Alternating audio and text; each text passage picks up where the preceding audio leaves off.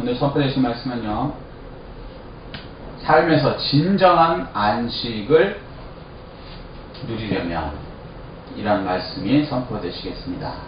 삶에서 진정한 안식을 어떻게 누릴 수 있을까요? 거기에 관해서 오늘 본문이 얘기해 주십니다. 신혼부부가요, 저희 경험인데 처음에 이제 저희 아이들이 이제 태어날 때 아이들이 이제 임신이 되었는데 그때부터 이제 기쁜 거예요. 그래갖고 아이들을 위해서 막 준비를 하는 거예요. 그러니까 뭐 베네쩌거리, 그 다음에 또 신발. 그 지금 생각해도 좀 웃겨요. 신발은 사실은 그 발 사이즈도 모르는데 신발을 미리 사놓는 거예요. 또 그 다음에 뭐 필요한 것들 이렇게 계속 사요. 그래서 다 준비를 해놓습니다. 그러고 나서 이제 아이가 이제 태어났죠. 태어나니까 그 아이들이요, 우리들이 준비한 모든 것을 삶에서 이제 누리더라고요. 하나님께서도요, 창세기에 사람들이 필요한 모든 것을 미리 준비하십니다. 첫째 날, 둘째 날, 셋째 날. 그래갖고 뭐 해, 달, 별도 만들고요. 또 이제 땅과 입수도 만들고, 동물도 만들고, 식물도 만들고. 그래갖고 여섯째 날에 맨 마지막에 사람을 만드십니다. 창조하시죠. 그리고 나서 그 다음에 7일이 뭐냐면 안식이래요. 안식하는 날이에요.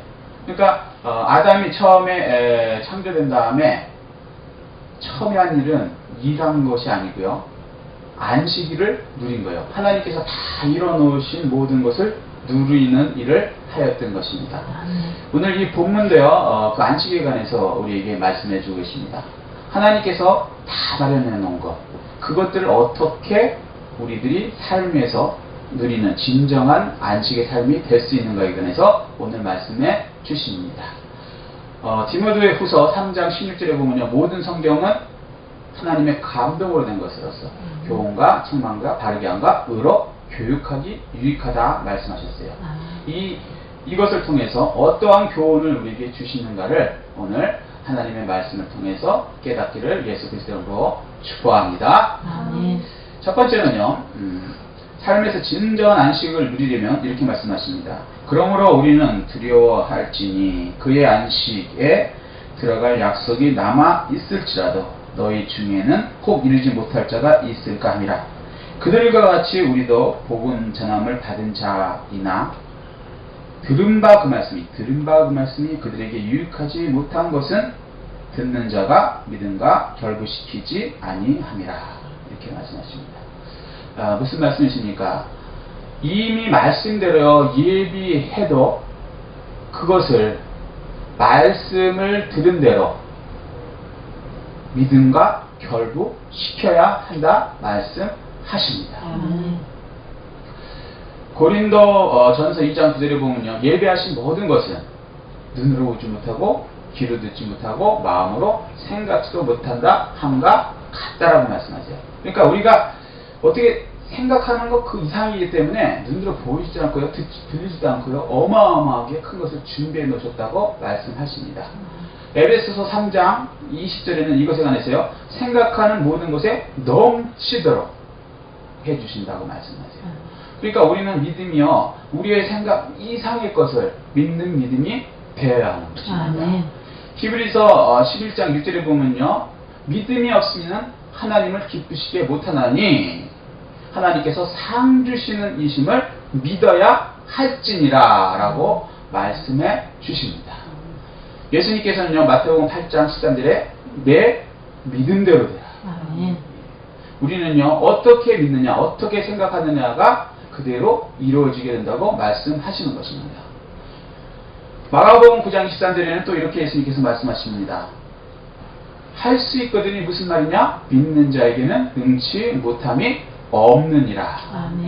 이렇게 말씀하십니다. 그러므로 우리는요, 항상 믿음과 결합해서 생각하고 그것을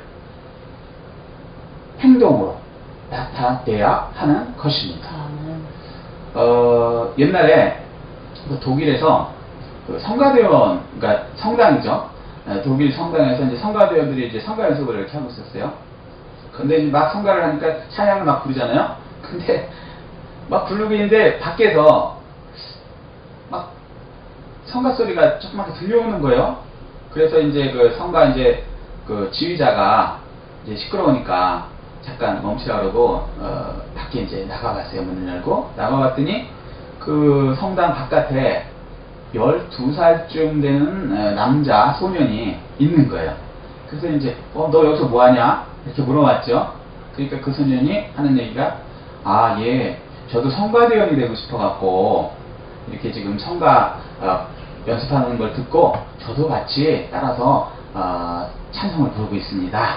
이렇게 얘기하는 거예요. 그러니까 이제 그 지휘자가 하도 어이가 없어갖고 그런데 이 성가대는 어른들만 들어온다는 것도 몰랐냐? 이렇게 얘기한 거예요. 너는 12살이니까 여기 못 들어온다. 이 얘기를 이렇게 한 거죠.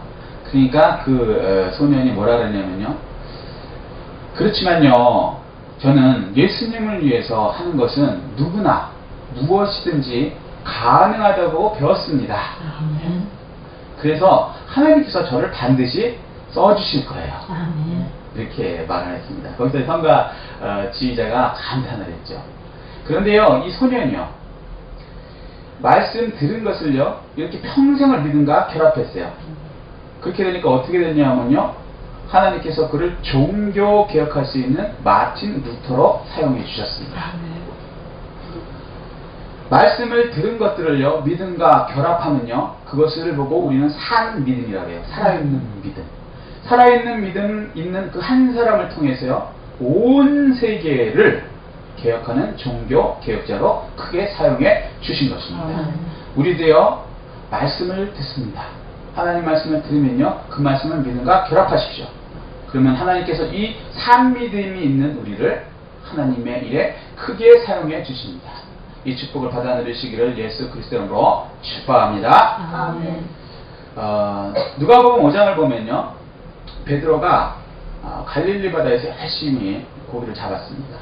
갈릴리 바다는 베드로가 태어나서 계속 어부 일을 하던 곳이에요. 근데 웬일인지 고기가 한 마리도 안 잡힙니다. 그래서 거의 밤새도록 하다가 이제 포기하고 이제 그만 낙심하고 있었는데, 누가복음 5장 4절에 보니 예수님께서 오시더니 깊은 데로 가서 그물을 내려서 고기를 잡으라, 이렇게 말씀을 하시는 거예요. 그러니까 베드로 입장에서는 깊은 데로 가서 그물을 내려 잡으라니 이렇게 생각하고 있는데, 예수님께서는 왜 그 말을 하셨냐면요, 예수님이 그 말을 하셨다는 것은 깊은 데에 이미 물고기를 모아 놓고 예배에 놓으시고 그 언약을 베드로한테 주신 것이에요. 아멘. 그러니까 베드로가 조금 생각해 보니까 이분이 하나님의 아들이시거든요. 근데 그분이 깊은 데로 가서 고기를 잡으라 그랬으면 말씀대로 이미 예비되어 있는 거구나. 내 생각으로는 도저히 불가능하고 내 체형으로는 계속 안 됐지만 이분이 예비해 놓으셨다고 말씀을 하셨으니 그러면 내가 그 말씀대로 해야 되겠다 하고 예수님의 말씀과 믿음을 결합해서, 그래서 그대로 깊은 데 가서 그물을 내리니까 자기 배와 그리고 다른 사람의 배까지 가득 차게 되었습니다. 지금 우리도요, 베드로 같이 우리 인생에서 자기가 가장 잘하는 것에서 실패하는 상태에 있을 수도 있습니다. 그리고 또요, 낙심하고 좌절해갖고요, 이건 불가능한 것이야, 아무리 노력해도 안 돼, 뭐 이렇게 될 수도 있습니다. 그럴 때요, 낙심하고 좌절에 그대로 빠져있으면 안 됩니다. 교회에 나오십시오. 그리고 예비해 놓으신 예수님을 만나십시오. 그리고 그 예수님이 말씀해 주신 그것들의 말씀과 나의 믿음을 결합시키십시오.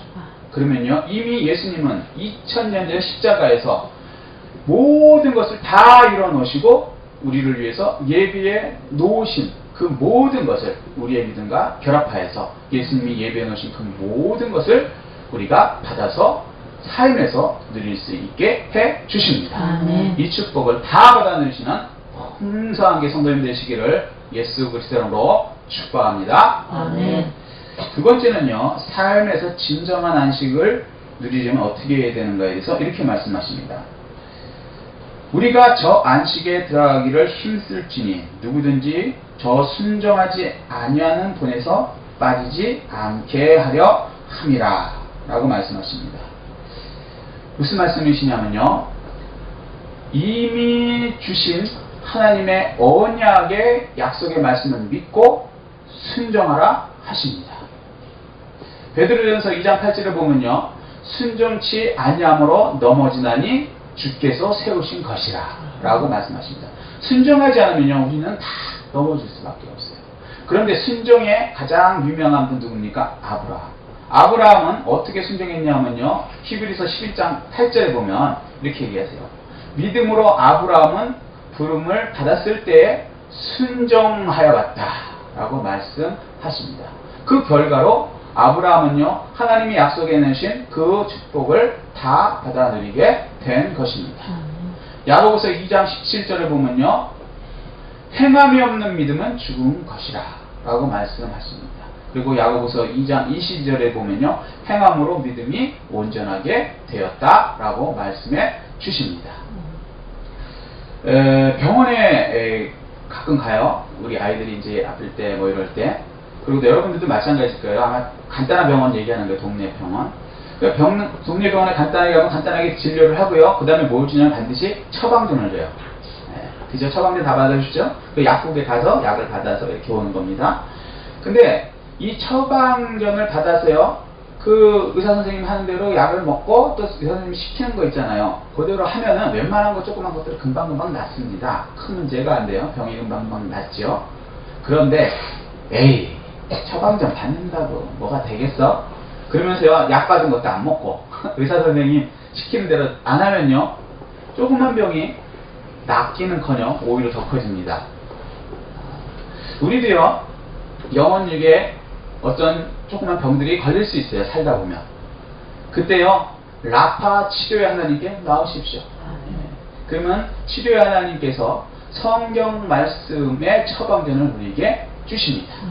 그러면 그 성경 말씀의 처방전대로 순종하십시오. 그러면요 우리의 문제들은요 다 회복되고 치유가 되게 되는 것입니다. 이 누가복음 보면요 누가복음 17장에 보면 예수님께서 어떤 마을에 이렇게 들어가세요.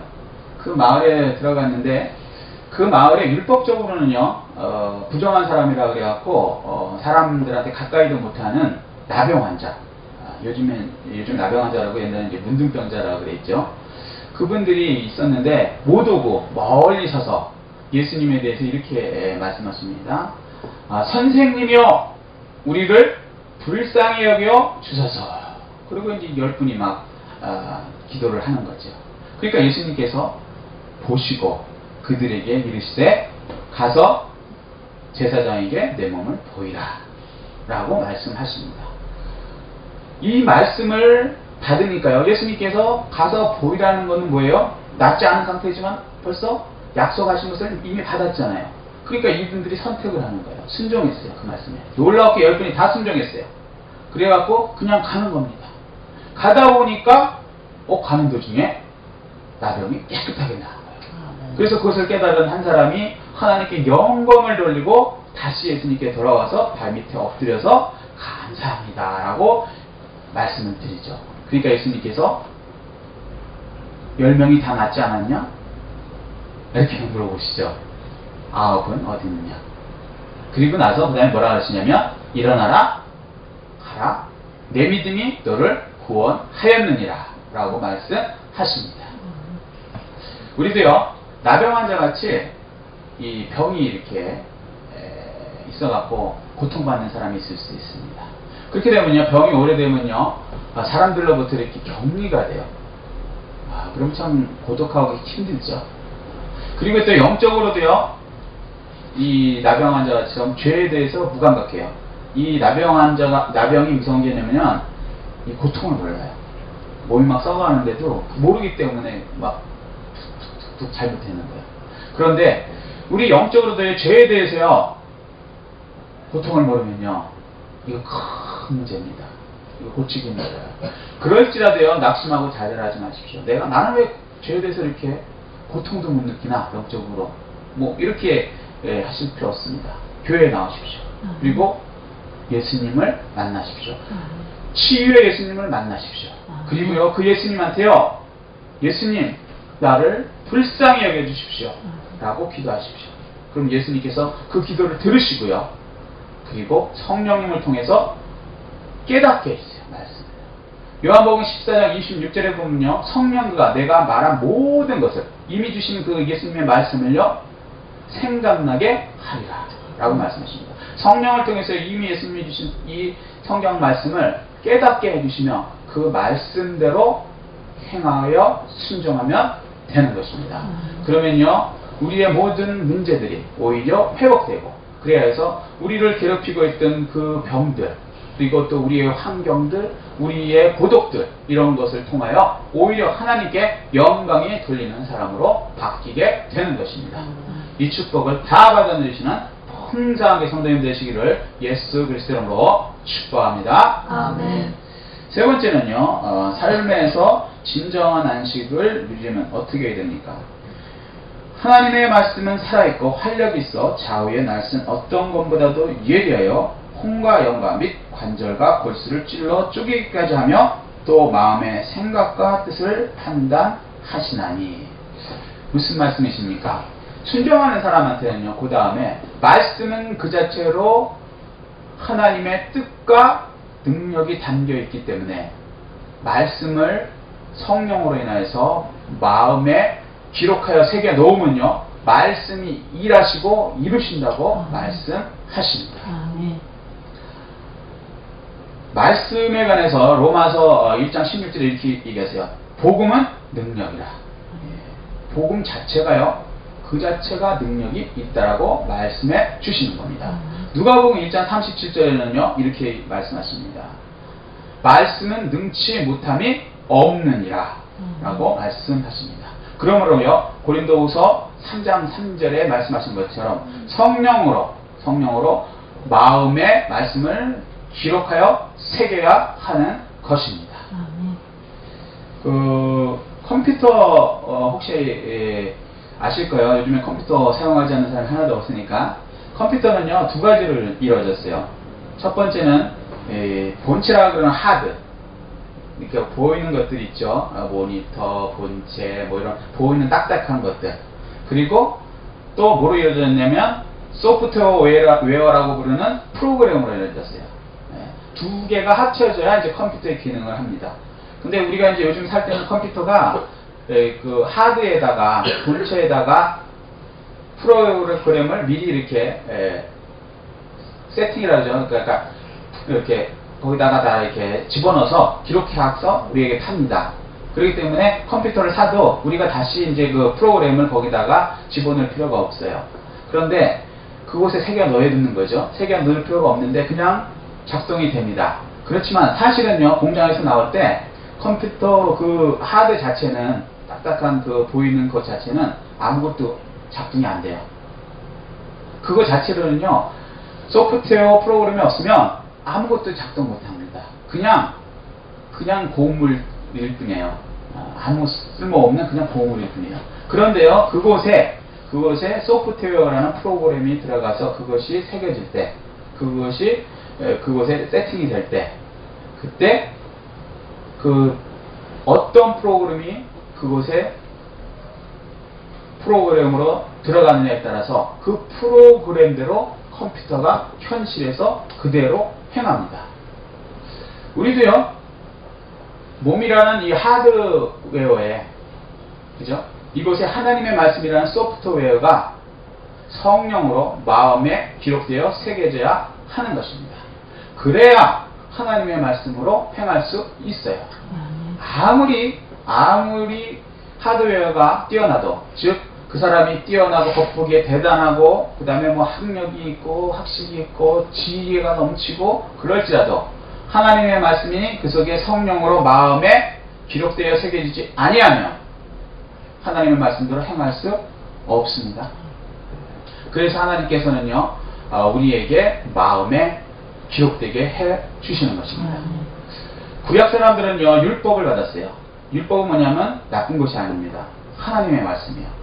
하나님의 말씀을 받아서 그 말씀대로 살려고 했습니다. 시내산에서 받았죠. 근데 그 말씀대로 못 살았어요. 왜 그랬을까요? 그 율법은요, 모세가 돌판에 받아왔어요. 그래서 몸 밖에 모세가 받아온 돌판에 새겨진 말씀을 보고서 그것을 자기 힘과 능력으로 그것을 지키려고 했어요. 결론적으로는요, 못 지켰습니다. 그래서 하나님께서 그것을 보시고 레위기 31장 31절에 새 언약을 주시기로 약속을 하십니다. 그리고 레위기가 아니라 예레미야 31장 31절에 새 언약을 주시기로 약속하십니다. 그래서 예레미야 31장 33절에 보면요, 거기에 대해서 이렇게 말씀하세요.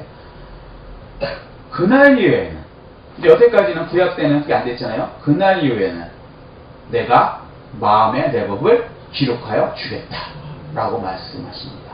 그래서 그날 이후가 뭡니까? 십자가 사건이 일어난 그날 이후에는, 그래서 히브리서 8장 10절에 그 말씀을 더 구체적으로 얘기하십니다. 그날 이후에는 내 법을 그들의 생각에 두고 마음에 기록하여 주겠다 라고 말씀하십니다. 그래서 지금 우리 신약 그날 이후, 십자가 사건 이후에는요, 하나님이 약속하셨기 때문에 우리 하드웨어인 몸 속에다가 소프트웨어인 하나님의 말씀을 성령으로 마음에 기록하여 새겨 주신 것입니다. 그래서 성령의 힘과 능력으로 하나님의 말씀을 행하게 할 수 있게 하여 주셨습니다. 지금 우리도요, 새 언약을 받았습니다. 예수 그리스도의 말씀을 받았어요. 그런데 그 말씀을요, 그냥 단순히 이 성경책에, 몸 밖의 성경책에 그냥 두는 상태로 두면 안 됩니다. 우리 몸속에요, 하나님의 말씀이 성령으로 새겨져 들어와야 하는 것입니다. 그렇게 될 때 우리는 힘과 능력이 없을지라도 성령님께서 하나님의 말씀을 말씀대로 현실에서 이룰 수 있게 행하여 주십니다. 그리고 말씀대로 이루어 주십니다. 이 축복을 다 받아 누리시는 풍성하게 성도님 되시기를 예수 그리스도의 이름으로 축복합니다. 아멘. 말씀을 간략하게 요약하겠습니다.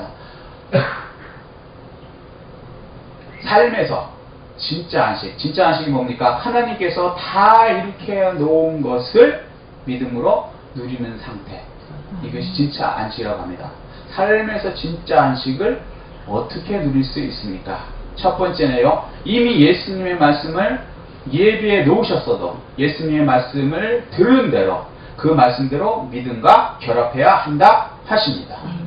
두 번째는 어떻게 해야 합니까? 이미 주신 예수님의 말씀을요, 믿고 그대로 순종해야 한다 하십니다. 세 번째는요, 이 순종하는 그 사람에게 예수님의 말씀은 그 자체가 예수님의 뜻과 의지가 들어있는 말씀이므로 말씀을 마음에 기록하여 새겨 놓으면 그 말씀이 일하셔서 하나님의 모든 일을 행할 수 있게 하여 주신다고 말씀하십니다. 이 축복을 개인, 가정, 직장, 사업장에서 다 받아 누리시는 풍성한 게 성도님 되시기를 예수 그리스도로 축복합니다. 아멘.